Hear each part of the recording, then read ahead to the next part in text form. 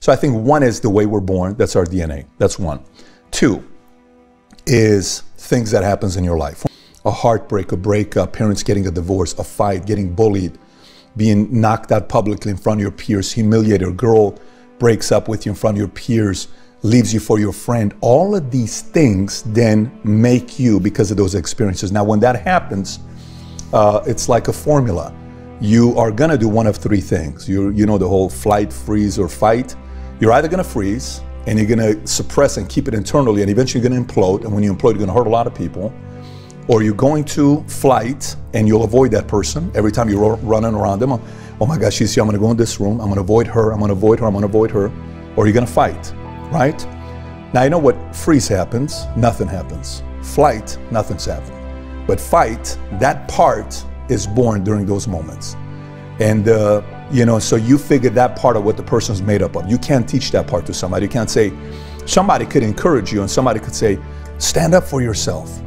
Yeah, but you could say that to me when people are around, but what if no one's around? Most of the time, no one is around. We have to understand that there's a part of it that is your DNA. But questions, like the scary question can shake a soul up because no one's asked that question from you. So for me, the transition for somebody to want to change it and get clarity is actually asking questions. If you don't ask the questions of what you want to do next, the world is going to put you in the box on what you have to do next, because they're determining who you need to be.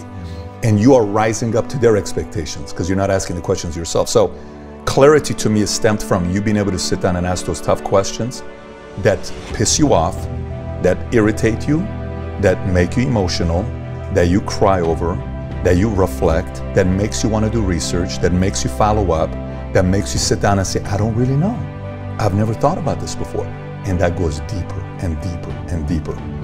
Very few people do that. And then you got clarity, and clarity gives confidence. So somebody looks at your eyes, when you give the answer, there is no, looking away or uncomfortable or anything. You're like, this is who we are. This is the decision we made. I think the first identity we have is whatever identity we're trying to get attention for.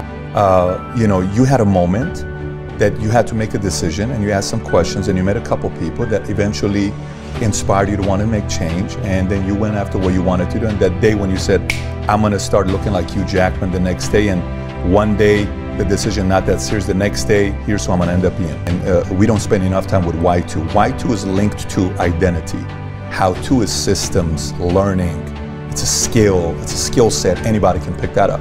So identity is you asking the questions until eventually you get to a point that you get to the deeper part of who do you want to be, what life do you want to live, and why do you want to live this life? Why is it important to you? Why is it worth you putting through all these hours? Why would you want to do that? That transition when you go through it, and then the pressure part when you said, here's who I'm going to be, where you declare your intentions to the world. This is what I'm going to be doing. A lot of times we keep things to secret. And so there's a debate. Some say you should never declare your intentions to the world because that pressure could create anxiety. You should never do it. Like Babe Ruth pointed a finger and I'm gonna hit a home run. What if you don't hit it? What if you fail? What if you say, Michael Jordan says, the Bulls never losing game 7. You should never say that because there's too much pressure on the players. Or then the other side said, well, you should put the pressure on yourself because your teammates play better, because it's not on them, it's on you, and the leader does that. To me, I think declaring intention serves a purpose. I think when you go out there and you say, this is what I'm gonna be doing, this is where I'm gonna be at, you officially have the world holding you accountable. That pressure could be good pressure to put into your life. We hear the phrase peer pressure, and we always get the negative connotation with peer pressure. Right? It's like, hey, don't do drugs because of peer pressure. Say no to drugs, peer pressure. Go to school, peer pressure, peer pressure.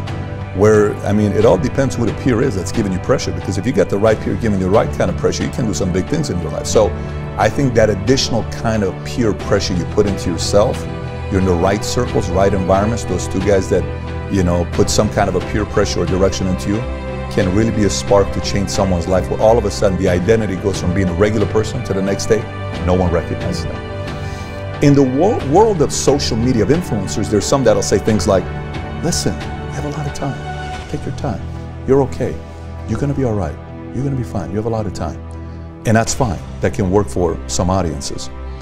Too often this whole gift that we have, like we're not putting that gift of imagination and visualization in place. And so either we waste it and we just go into la la land. Oh my gosh, what if I have a big house? What if my, zip code is Beverly Hills? What if I have this big house? And what if I could put the big parties? What if I date these hot girls? What if I date the best looking guy? What if I have this? What if I have that?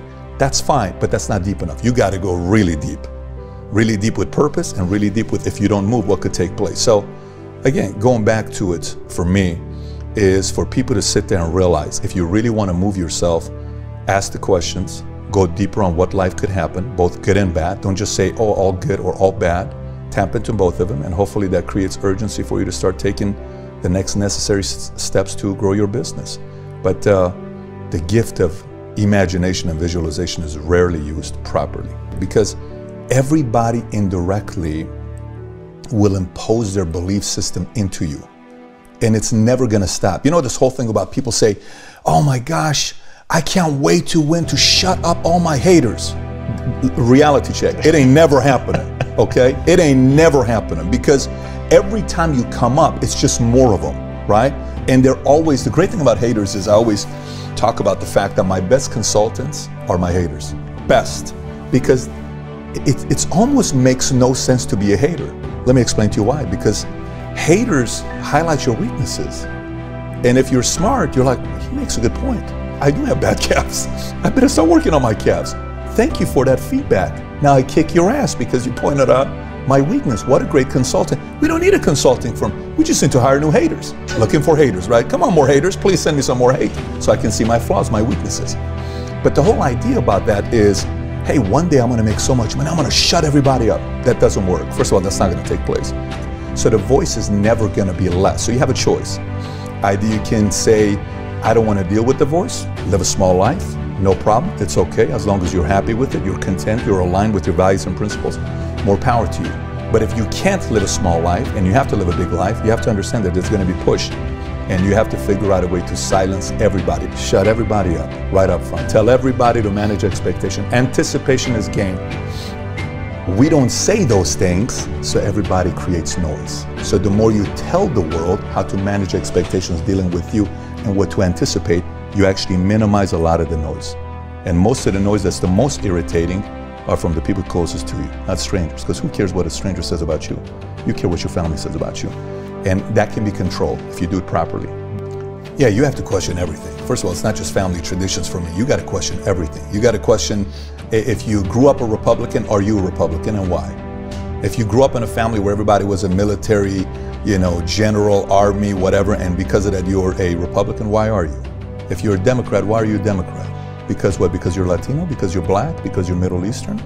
You're a Republican because, are you a Christian for what? Are you a Christian because you're a Christian? Because your parents are Christians?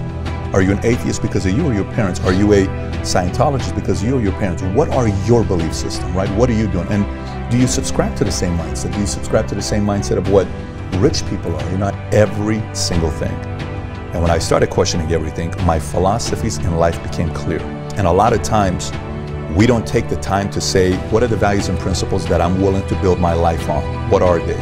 And what really are they? What are you willing to really stand up for?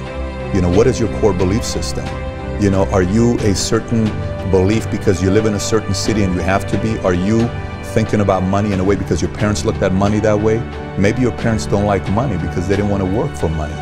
Maybe they're out and their escape was they had a nephew or a niece or a brother or a sibling or somebody that did better than them. So for them to prove to you that they still did their part, right, is to belittle that person. Listen, our parents are still human beings. We look at parents as they know everything. They're the almighty. Parents make mistakes. Parents don't have everything figured out. They're trying to figure it out for themselves. So I think the solution for you to become free is you got to question every single thing, even the one that is so core to you that you're kind of like, you want me to even question this? Yes, all of it. Here's why. Because here's what happens. The idea isn't to question and change. Like, the idea isn't to say, I question it and they're wrong, so I change everything. No. If you question it, your argument and belief system in that value or principle could actually go a layer deeper than you currently are. And if it goes a layer deeper than you currently are, then it becomes a conviction. And you give me anybody that leads an army, give me anybody that leads a country, give me anybody that does anything that impacts the world, their convictions are at a higher level than yours. Everybody has convictions that they live with. Once you're clear on what you stand for, don't be afraid of the truth. For me, it's keeping your word. It's very critical. When you say you're going to do something, you do it. Like cashing your word. Like, I want your word to have a lot of value. For me, if I tell you we're going to do something, I mean, it has to be end of the world for it not to happen. I'm going to go out of my way to make sure my word keeps that value, because it's more for me than it is for you.